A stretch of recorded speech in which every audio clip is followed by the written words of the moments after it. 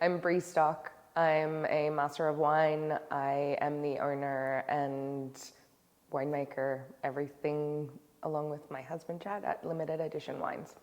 The one varietal that is the best example of what Limited Edition does is Chenin Blanc. Why?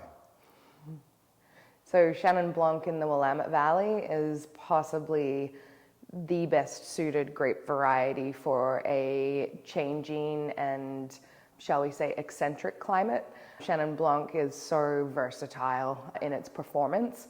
You can make sparkling wines, table wines without botrytis, full malolactic, block malolactic, or the wine that we think makes the best Chenin Blanc is a Botrytis Chenin Blanc, which we call noble dry.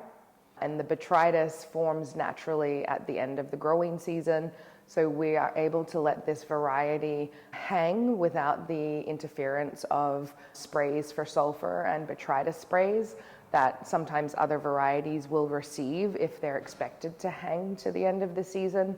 So this helps us lower the spray impact on the grapes, on the people who are farming the vineyard, our vineyard stewards.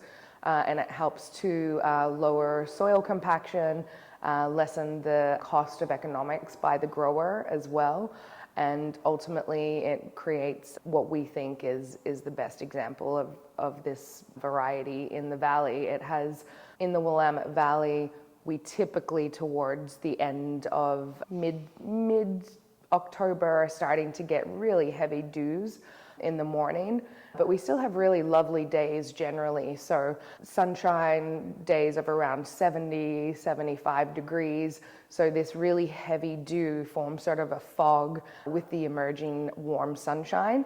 And this is just the perfect habitat for cultivating healthy botrytis on grapes. And because of Chenin Blanc's more loose, large cluster morphology, it can really set quite a good expansive set of botrytis that stays healthy well into late October. It's usually one of the last grape varieties that we harvest.